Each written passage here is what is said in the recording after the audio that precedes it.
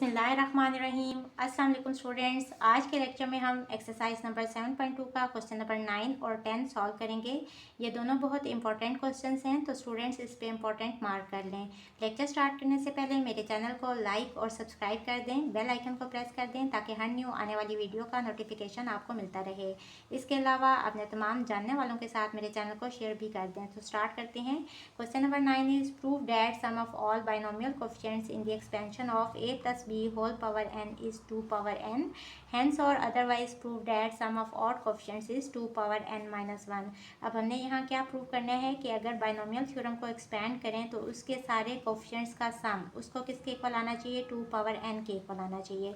तो सबसे पहले तो बाइनोमियल थ्योरम लिख लें। a plus b whole power n equal होता है NC0 a की पावर मैक्सिमम यानी कि n और b की पावर मिनिमम यानी कि 0 से स्टार्ट होगी। NC1 अब a की पावर कम होती जाएगी n-1 और b की पावर बढ़ती जाएगी 1 हो जाएगी। NC2 a पावर n-2 और b square plus NC3 a की power n-3 b cube plus up to so on. Second last term क्या होगी, NCn-1 a पावर 1 और b पावर n-1 और लास्ट टर्म होगी NCn a की power 0 हो जाएगी और b की पावर मैक्सिमम हो जाएगी यानी कि n। अब यहाँ कोफिशिएंट्स कौन सी टर्म्स हैं, ये वाला कोफिशिएंट है NC0, फिर NC1 ये कोफिशिएंट है और a और b ये वाले वेरिएबल्स हैं, ये भी वेरिएबल है। यहाँ कोफिशिएंट है NC2 और ये वेरिएबल है, ये कोफिशिएंट है NC3, फिर ये कोफिशिएंट है और फिर ये कोफिशिएंट है। अब हमने कोफिशिएंट्स के सम को देखना है कि वो किसके इक्वल आता है, तो यहाँ हमें वेरिएबल्स नहीं चाहिए। इनको ख़त्म करने के लिए हम क्या करेंगे, put a equals to 1 and b equals to 1। तो यहाँ a और b को 1 पुट करने के बाद क्या रिजल्ट आ जाएगा, 1 + 1 होल पावर n इक्वल हो जाएगा NC0। अब a और b की जगह पे 1 पुट करते जाएं और बाकी सब कुछ उसी तरह से लिख दें।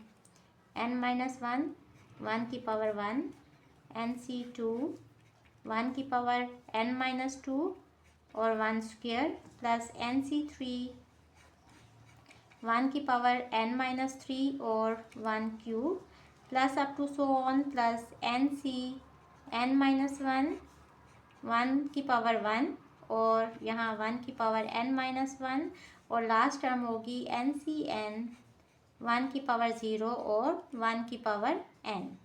अब 1 के ऊपर कोई भी उसकी पावर हो, चाहे इवन नंबर उसकी पावर हो, चाहे ऑड नंबर उसकी पावर हो, चाहे नेगेटिव नंबर उसकी पावर हो, हर हाल में उसका आंसर 1 ही आता है। देखें 1 की पावर 1 या 1 स्क्वायर या 1 क्यूब या 1 4 या 1 की पावर 5 कोई भी नंबर इसकी पावर हो तो इसका आंसर 1 ही आता है। और इन केस के अगर नेगेटिव नंबर इसकी पावर हो, सपोज 1 की पावर -8 इसकी पावर है, तो इसको हम इस तरह से लिख लेते हैं 1/1 की पावर 8 करके।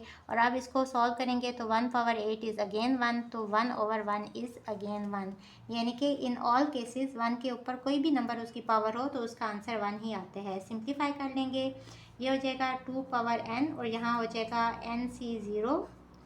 इसकी पावर जो भी होगी इसका आंसर भी 1 है और इसकी पावर 0 है तो ये भी 1 ही हो जाएगा। यहाँ क्या रह जाएगा, ये भी 1 हो जाएगा, ये भी 1 हो जाएगा, तो NC1 प्लस NC2 ये भी 1 हो जाएगा, ये टर्म भी 1 हो जाएगी, प्लस NC3 ये टर्म भी 1 हो जाएगी और ये भी 1 हो जाएगी, plus up to so on plus NCn-1 ये भी 1 हो जाएगा और ये टर्म भी 1 हो जाएगी और लास्ट टर्म रह जाएगी NCn ये भी 1 के इक्वल आ जाएगा और ये भी 1 हो जाएगा। और यही हमने प्रूव करना था कि अगर बाइनोमियल थ्योरम को एक्सपेंड करें तो उसके जो कोफिशिएंट्स हैं उनका सम, तो ये उसके कोफिशिएंट्स का सम है, उसको किसके इक्वल होना चाहिए, 2 पावर n के इक्वल होना चाहिए। तो इसका आंसर इक्वल आ गया 2 पावर n के, हेंस इट इज़ प्रूव्ड। और यही रिजल्ट इसके सेकंड पार्ट में भी हम यूज़ करेंगे, इसको आप इक्वेशन नंबर 1 कह लें। अब इसके नेक्स्ट स्टेप में हमने प्रूव करना है कि sum of odd coefficients is 2 power n-1, यानी कि ये ऑड कोफिशिएंट है NC1, फिर NC3 ऑड कोफिशिएंट है, फिर NCn-1 ऑड कोफिशिएंट है, तो NC1 plus NC3 plus up to so on plus NCn-1 equal आना चाहिए 2 की पावर n-1 के। तो ये प्रूव करने के लिए हम यहाँ बाइनोमियल थ्योरम में a को 1 के इक्वल और b को -1 के इक्वल पुट करेंगे। तो यहाँ क्या आ जाएगा, 1 - 1 की पावर n इक्वल हो जाएगा NC0 ए है 1 और उसकी पावर n और b है -1 इसकी पावर 0। NC1 ए है 1 और इसकी पावर n-1 और b है -1 इसकी पावर 1। NC2 ए है 1 और b है -1 इसका स्क्वायर प्लस NC3 ए है 1 और b है -1 और इसका cube plus up to so on plus NCn-1 a है 1 और b है -1 इसकी पावर n-1 और लास्ट टर्म क्या होगी NCn ए की पावर यानी कि 1 की पावर 0 और b यानी कि -1 की पावर n। 1 - 1 0 हो जाएगा और उसकी पावर n है तो यहाँ 0 ही आ जाएगा। NC0 लिख लें। 1 की पावर n है तो ये नंबर तो 1 ही हो जाएगा और -1 की पावर 0 ये भी 1 के इक्वल हो जाएगा।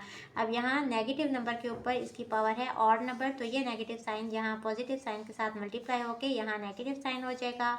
NC1 आ जाएगा। 1 की पावर कोई भी हो तो इसका आंसर 1 ही आ जाएगा और यहाँ भी 1 रह गया तो इसकी पावर जो भी हो तो इसका आंसर भी 1 ही हो जाएगा। अब माइनस के ऊपर इसकी पावर इवन नंबर है तो ये नेगेटिव साइन पॉजिटिव साइन में कन्वर्ट हो जाएगा और यहाँ क्या रह जाएगा प्लस NC2 और 1 के ऊपर कोई भी इसकी पावर हो तो ये नंबर भी 1 हो जाएगा और 1 का स्क्वायर ये भी 1 हो जाएगा। माइनस के ऊपर ऑड नंबर इसकी पावर है तो ये नेगेटिव साइन बाहर आ जाएगा और इस पॉजिटिव साइन के साथ मल्टीप्लाई होके यहाँ आ जाएगा नेगेटिव साइन NC3। 1 के ऊपर कोई भी नंबर इसकी पावर हो तो इसका आंसर 1 ही आ जाएगा और यहाँ भी 1 रह गया क्योंकि नेगेटिव साइन पहले ही हम बाहर निकाल चुके हैं तो 1 का क्यूब 1 हो जाएगा plus up to so on.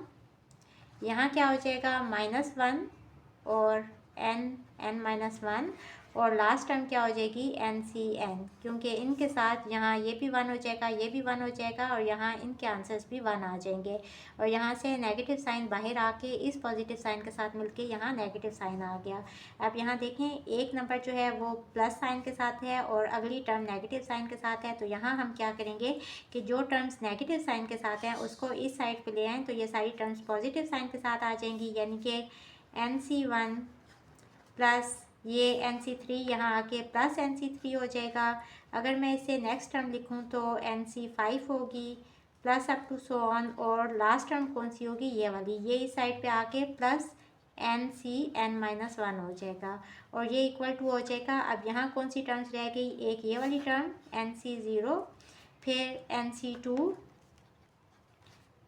अगर मैं इसे नेक्स्ट टर्म लिखूं तो NC4 होगी plus up to so on last term कौन सी होगी NCn।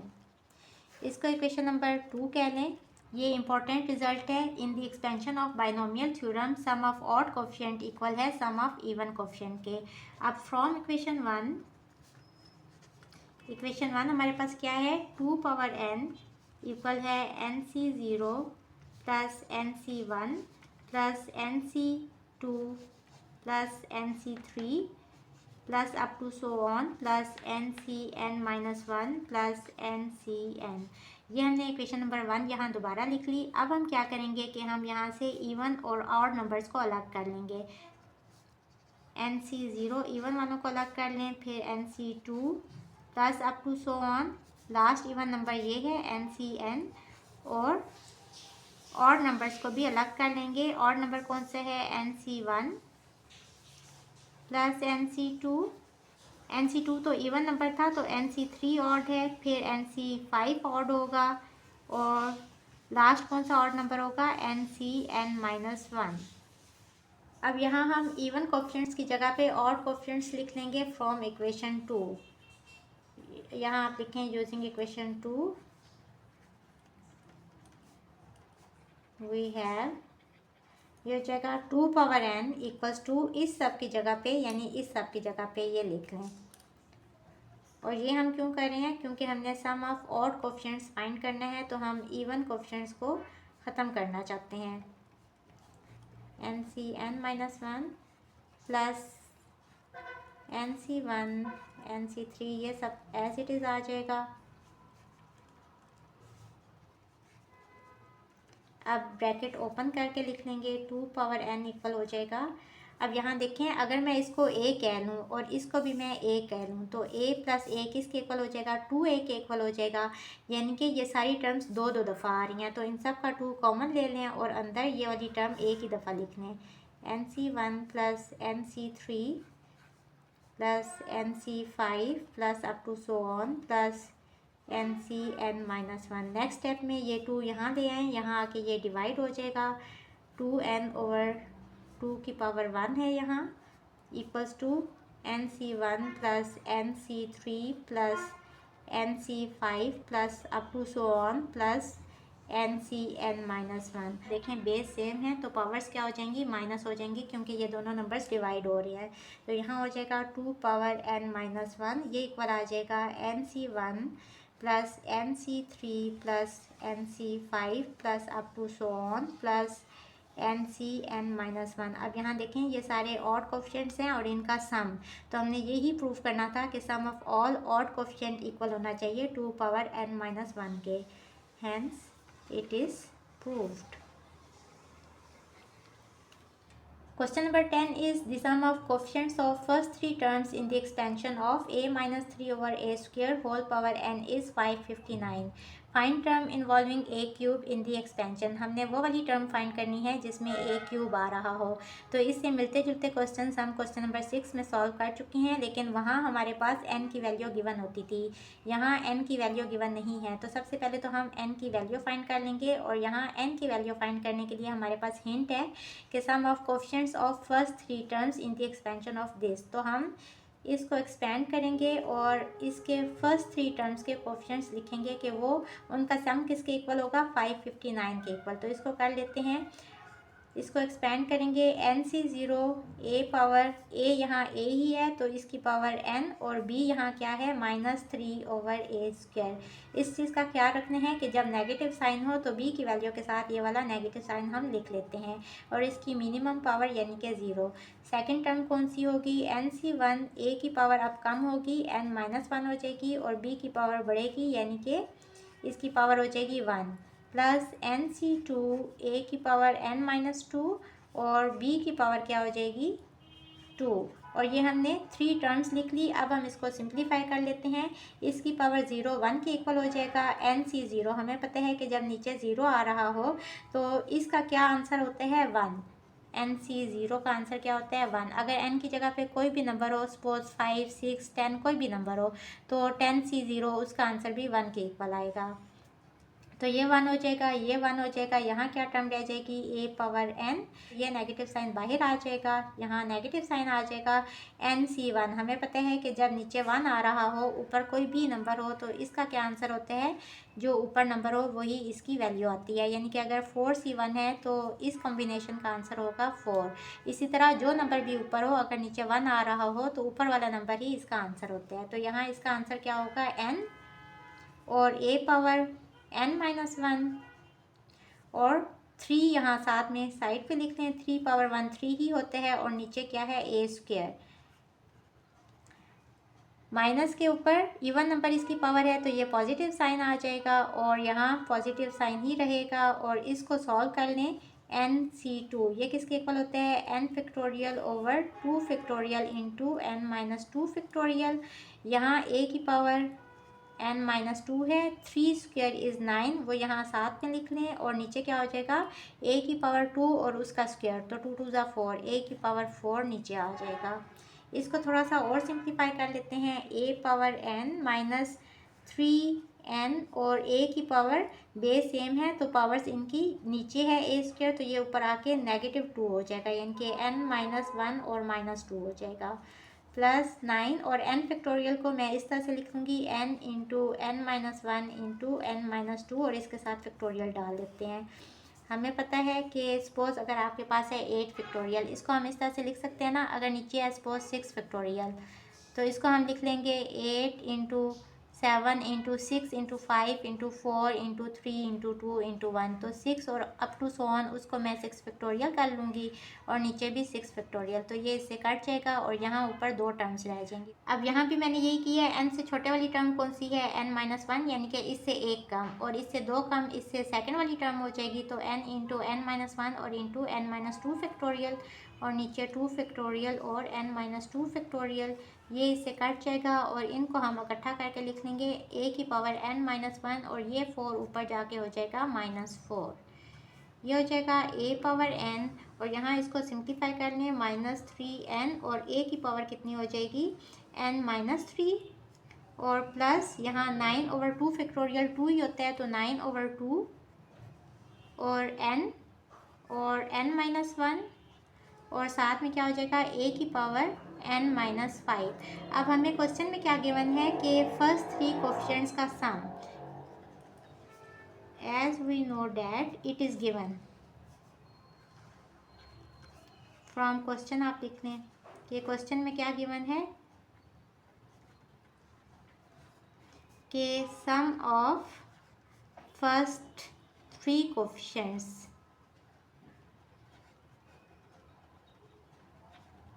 In the expansion of this, ये इक्वल टू है 559 के। तो यहाँ इनके कोफिशिएंट्स लिख लेते हैं फर्स्ट 3 टर्म्स। वेरिएबल कौन सा होता है, ए और बी वाली टर्म्स वेरिएबल होती हैं, तो यहाँ इसके साथ कोफिशिएंट क्या है 1, तो 1 आ जाएगा फर्स्ट टर्म का कोफिशिएंट।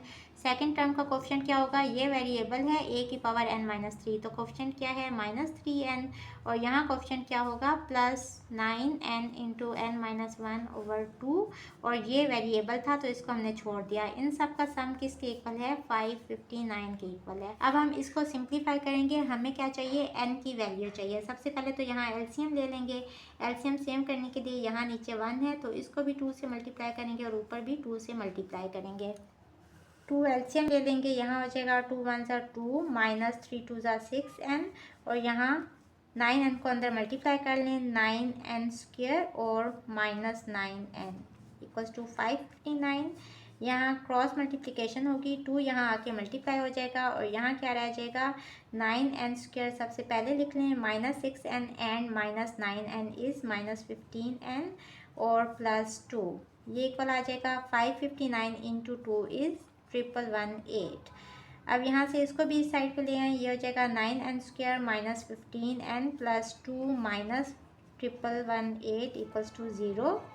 9n² -15n -1116, इन दोनों को सॉल्व करें तो ये आ जाएगा इक्वल्स टू 0। यहाँ से 3 कॉमन ले लें, अंदर आ जाएगा 3n² -5n -372 इक्वल्स टू 0 और ये 3 यहाँ आके डिवाइड हो जाएगा तो 0/3 का आंसर 0 ही होते हैं। तो अंदर क्या टर्म रह जाएगी 3n² -5n -372 इक्वल्स टू 0। अब यहाँ n की वैल्यू फाइंड करने के लिए हम फार्मूला यूज़ करेंगे -b + -√b² -4ac/2a। अब यहाँ वेरिएबल क्या है n है, तो ये क्वाड्रेटिक फार्मूला जब हम यूज़ करेंगे तो यहाँ हमारे पास n की वैल्यू आएगी। b क्या है यहाँ -5 है तो माइनस इंटू -5 + b² यानी कि -5 का स्क्वायर -4, a है यहाँ 3 और c है यहाँ -372/2 इंटू a है हमारे पास 3। इसको सिंप्लीफाई कर लें, ये हो जाएगा 5 + -25 माइनस ये माइनस माइनस प्लस साइन हो जाएगा और इनको मल्टीप्लाई करने से हमारे पास आ जाएगा 4464/6। 5 + -√, इनको ऐड करें तो आंसर आ जाएगा 4489/6 और इसका आंसर आ जाएगा 67/6। अब n इक्वल टू या तो होगा 5 + 67/6 और n इक्वल्स टू 5 - 67/6। अब इसको अगर आप सॉल्व करें तो 5 - 67 ये नेगेटिव नंबर आ जाएगा और नेगेटिव नंबर डिवाइडेड बाय 6 इसका आंसर नेगेटिव नंबर ही आ जाएगा, लेकिन पावर कभी नेगेटिव नहीं होती तो n की वैल्यू ये नहीं आ सकती, power can not be negative.